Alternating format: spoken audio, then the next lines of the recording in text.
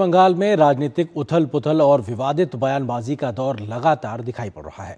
भारी दबाव के बीच टीएमसी ने अपने विधायक हुमायूं कबीर को निलंबित कर दिया है, जिन्होंने बाबरी मस्जिद बनाने का ऐलान किया था। तो वहीं वक्फ को लेकर भी ममता बनर्जी बैकफुट पे नजर आ रही हैं, जिसके चलते उनका अपने ही राज्य में विरोध हो रहा है। इस बीच राज्य से व्यावसायिक कंपनियों के पलायन का मुद्दा भी बंगाल में गर्मा गया, जिसके बाद टीएमसी और ममता दीदी की सरकार घिरती हुई नजर आ रही है। पश्चिम बंगाल में आगामी विधानसभा चुनाव से पहले जारी एसआईआर की प्रक्रिया के बीच राजनीतिक उथल-पुथल और विवादित बयानबाजी का दौर भी जारी है।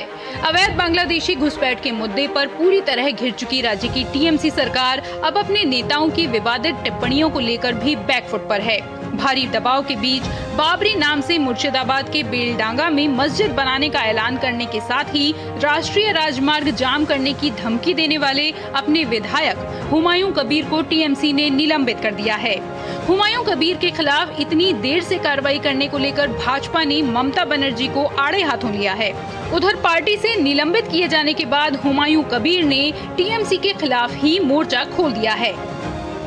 ये बंगाल में पॉलिटिक्स ऑफ हेट्रेड नहीं करी, ये बीजेपी का साथ वो मिल के चल रहा है। आगे भी बीजेपी में गया था, कैंडिडेट हुआ था 19 में। आज भी बीजेपी का पैसा से ये कर रहा है, क्योंकि बीजेपी देखते हैं अपना पांव नहीं जमा पड़ रहा जब तक नहीं घृणा का राजनीति करके हमारे समाज को तोड़ दिया जाए। और ये समाज को तोड़ने तृणमूल कांग्रेस नहीं देगा, इसलिए कठोर से हम लोग उनको सस्पेंड किया है आज दल से। यह फैसला लेने में इतना समय क्यों लगा? जिस दिन हुमायूं कबीर ने कहा था कि हम यहाँ 70% हैं और हिंदू 30%, उस दिन वो चुप क्यों थे? जिस दिन फिरहाद हकीम ने कहा था कि हर मुसलमान को दूसरे को मुस्लिम धर्म में परिवर्तित करना चाहिए, उन्होंने खुले तौर पर दावत इस्लाम की बात कही थी। उस दिन मुख्यमंत्री क्यों चुप थी? यह सब पूरी तरह से नाटक है। तृणमूल वहाँ बाबर का राज स्थापित करना चाहती है। 6 तारीख को क्या बाबरी फिर से आप न्यू रखेंगे? रखेंगे, जरूरत है इस पूरे सब। ममता बनर्जी से आपकी मुलाकात बाबरी की वजह से ये हुआ है ऐसा? आपकी मुलाकात नहीं हुई है? नहीं। आपको क्या लग रहा है बाबरी की वजह से ऐसा हुआ है? बाबरी को स्टैंड किसके वजह आई तो उनको पूछिए, जो सस्पेंड किया। पश्चिम बंगाल की राजनीति में वक्फ कानून भी बड़ा मुद्दा बना हुआ है। वक्फ संशोधन कानून को लेकर यू टर्न के आरोपों के बीच मुख्यमंत्री लगातार अल्पसंख्यक समुदाय को भरोसा दिलाने में लगी हैं। मुर्शिदाबाद के बहरामपुर में अपने एक संबोधन में ममता बनर्जी ने साफ कहा कि वक्फ संपत्तियों को लेकर भ्रम फैलाया जा रहा है और उनकी सरकार इन संपत्तियों की सुरक्षा के लिए पूरी तरह प्रतिबद्ध है। हाल ही में ममता बनर्जी सरकार ने राज्य की 82,000 वक्फ संपत्तियों का ब्यौरा केंद्रीय पोर्टल पर अपलोड करने का निर्देश दिया था, जिसका टीएमसी के मंत्री सिद्दीकुल्ला चौधरी जैसे तृणमूल कांग्रेस के कई नेता विरोध कर रहे हैं। राजनीतिक उथल-पुथल, तुष्टीकरण और अवैध घुसपैठ के मुद्दों से दो चार पश्चिम बंगाल गहरे आर्थिक संकट से भी जूझ रहा है।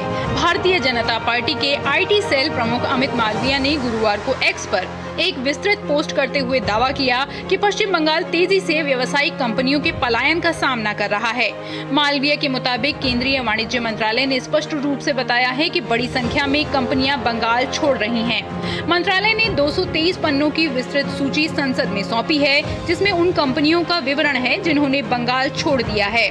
उनके अनुसार पिछले 6 महीनों में कुल 207 कंपनियां पश्चिम बंगाल से बाहर चली गई हैं। इसके अलावा ममता बनर्जी के 2011 में सत्ता में आने के बाद से अब तक कुल 6,895 कंपनियां राज्य को छोड़ चुकी हैं। अमित मालविया ने ये भी दावा किया कि बंगाल छोड़ने वालों में कई बड़ी और सूचीबद्ध कंपनियां भी शामिल हैं, जिनकी बाजार पूंजी हजारों करोड़ रुपए में है। उन्होंने उदाहरण के रूप में जिन कंपनियों का उल्लेख किया, उनमें Netweb Technologies, Gallant Ispat, Eureka Forbes, JK Tyre, Sanatan Textile, Green Panel Industries, National Standard समेत कई अन्य कंपनियां शामिल हैं। इनका बंगाल से हटना निवेश और रोजगार दोनों के लिए एक बड़ा झटका माना जा रहा है। सौरभ दत्ता के इनपुट के साथ ब्यूरो रिपोर्ट, डीडी न्यूज। यहाँ पर एक और